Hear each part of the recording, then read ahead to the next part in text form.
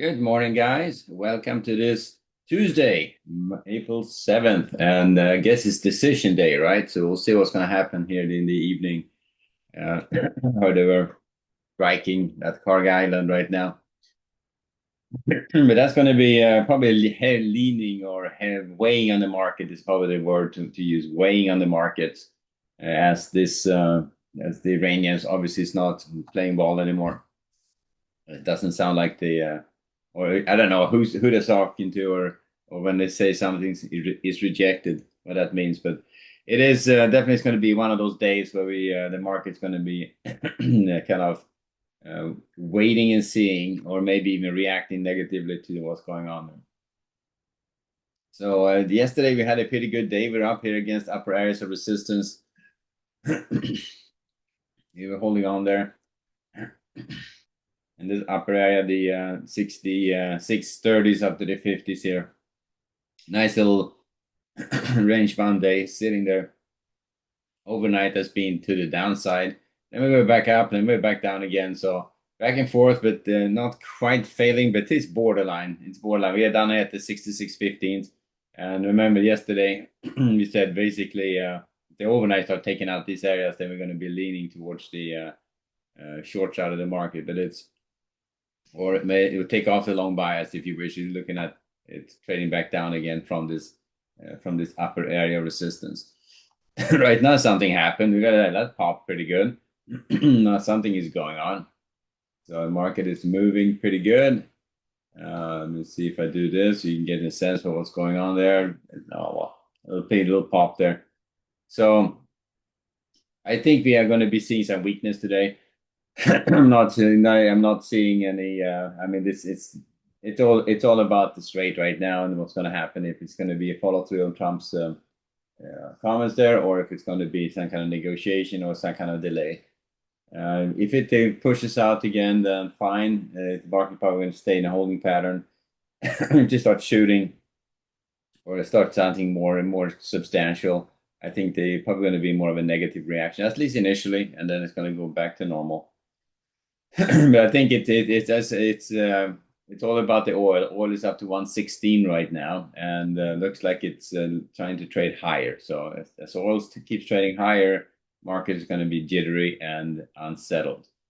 So that's the relationship, and it's all about the oil and about the trade. Now, I don't think it doesn't need to be that crazy, and because they're going to open it up no matter what, and there's plenty of oil in the world. It's just that certain groups of people get most of it from that strait or through that strait. We in the U.S. we don't get any of it from there. Pretty much we have pretty much enough. We have enough locally here to sustain us. We are self-sufficient right now. Anyway, so enough about that. We'll find out what happens, but just be mindful. The market's going to be unsettled a bit, and it's going to be probably more leaning towards the short side than anything else. The news this morning at 8:30 we get durable goods. We have a 3-year auction at 1. That's it. A few Fed speakers coming out as well.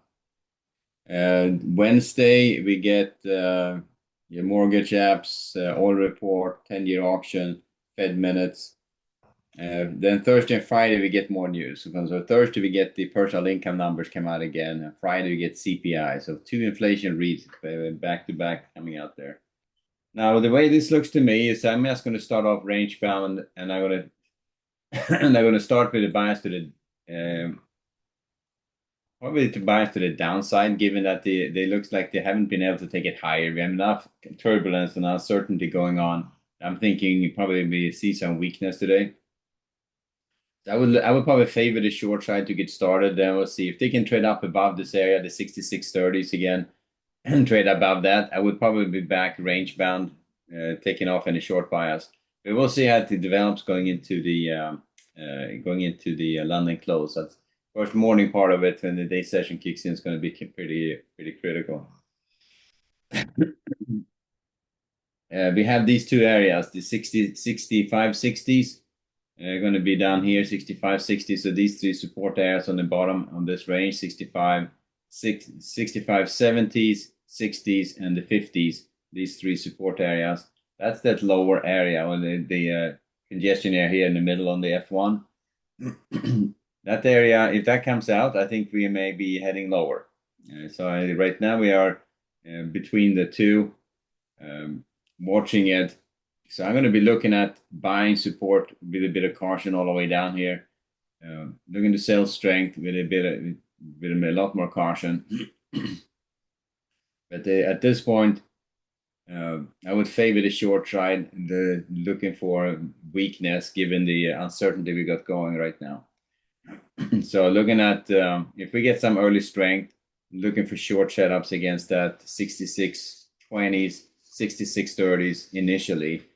If they start taking those out, maybe take off the short bias, and not looking for big shorts up here. I'm not sort of big any long go with type of trades on the upside. If they start taking out upper areas, I would still look for short setups on the way up here. If they start clearing for some reason the 66.60s here or 66.70s, well, maybe we got something going. But that would probably be an announcement that there was some kind of a ceasefire and that they reached some sort of a deal. At that point, the market is going to explode to the upside. So I mean, that would be the surprise announcement. I just don't see that happening. I mean, these guys are religious Looney Tunes, so it's going to be they probably just rather crash and burn and rule over the ashes than make a deal. So that's kind of the sense you get. So I would not expect any burst to the upside. I would not expect any peace announcement right now. If it comes, though, that would be a curveball, and that would be a pretty good pop to the upside. So, excuse me. So looking to sell strength initially against that 66.20s, 66.30s, 66.40s, 66.50s, 66.60s, rotations down.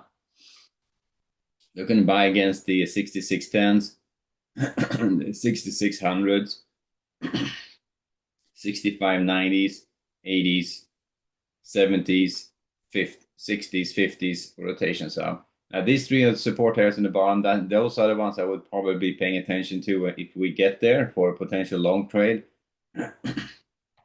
And I would look for the against the 66.20s and the 30s for a potential short trade. Now, those are the areas I would prioritize. Above that, taking off a little bit less aggressive on the shorts, but still looking for them. And on the way down, the areas in between not going to be super aggressive on. I mean, if anything, maybe look for a scalp trade on a rotation on the failures to take something out. But it's I would probably hold out until we get down to the 70s, 60s, or 50s here for the next for a bigger long trade for rotations back up again. So expect some unsettled action today. Not going to be thinking about too much. I mean, if you see you get moves like this, I mean, you'll just be run over no matter what you do, long or short. It's going to run up back and forth violently enough to knock you out. So you had to be watching for these, and they come out of nowhere, as you can tell. So unsettled actions, primarily range bound. I would favor the short side right now. See if they going to try to take this lower, or we're going to just get some weakness, just general weakness, given the uncertainty. On the Nasdaq, same story there. They are down here. They are between these two support areas right now, down at the lower end of this range. I would watch the lower area down at 23,980 in the 24,000s. Those going to be the areas to pay attention to. That would be that's going to take us 870. It's even down to 870s here. That would be the lower end of this range. So 960s is going to be the upper end. So these two support areas probably included 24,000. It's going to be making up this area on the way down. If this lower area comes out, the same story there. Bets are off. But I would look for weakness today. I would look to sell strength up to this area, the 260s. If they take out the 260s, maybe take off the short bias and go back more range bound. Still looking for shorts against the resistance, but maybe not as aggressively against the 350s and the 400, 410s here.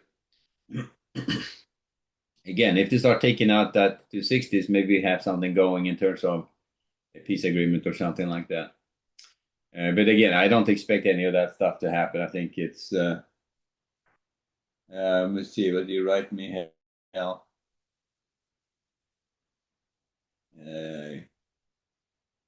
Yeah, yeah. So he's been saying that for a few days now, but really emphasizing that. But that they were hitting, I just heard they were hitting targets on Karg Island, so softening up that island.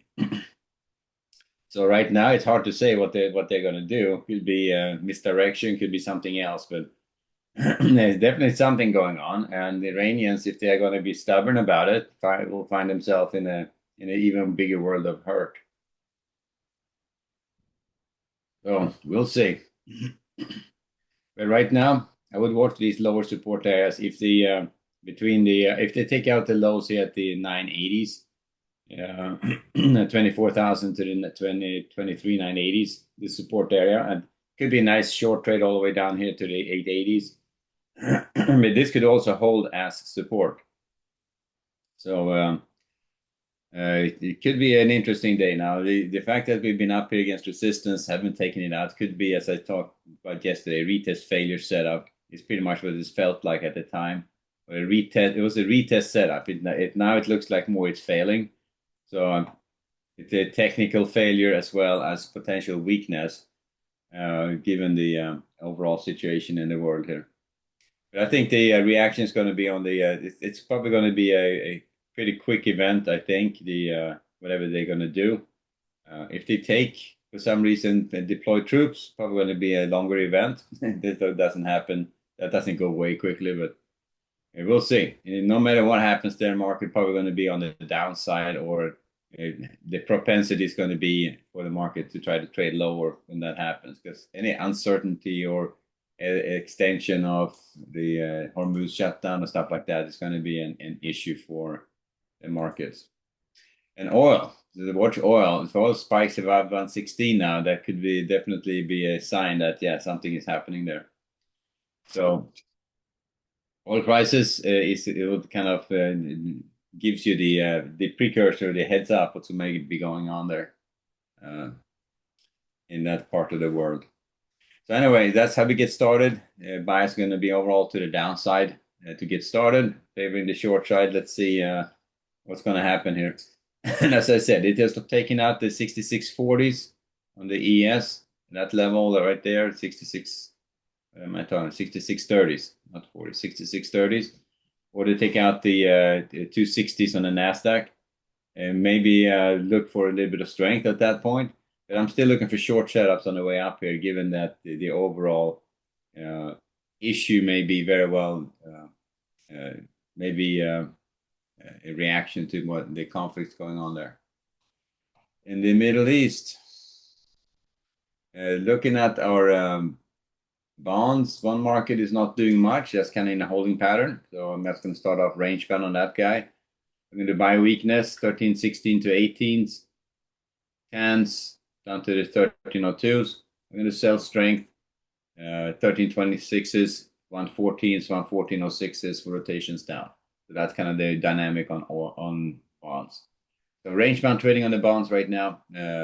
That could also be reacting to the hostilities if that kicks in, but I would just be taking that with a grain of salt right now, and just trade the bond market as a range bound market.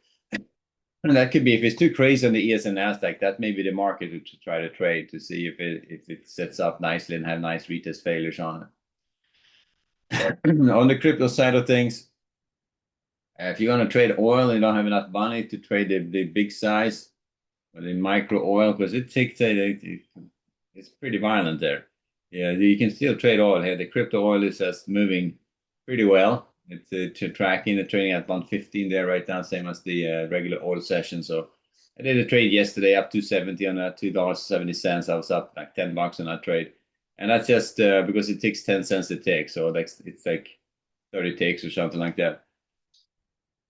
But it's much lighter volume of the cryptos here. So I mean, it's but also trading those a few here last night. So It was moving pretty good. Ethereum and Bitcoin was moving pretty good last night as well. It was pretty good. It was pretty good stuff. So, but anyway, cryptos are there. I'm going to release in that early this week. So I just rolling a data server today, and then I will be. And then when that is concluded and it worked out okay, I will release the software, and then we can see how that goes. It's going to be interesting. Back to the ES and Nasdaq, and here we go. All right, so we're pretty much where we left it. It's going to be volatile today for sure. Watch for these whipsaws, and I probably want to sit on the sidelines a bit and see how the market is reacting. If you start seeing a directional move one way or the other, probably to the downside, if anything, then I may try to engage that, but that's pretty much where I'm at right now. All right, guys, we'll leave it there. So I'll see you back at 11:30 for the next update. Ready, guys? Later.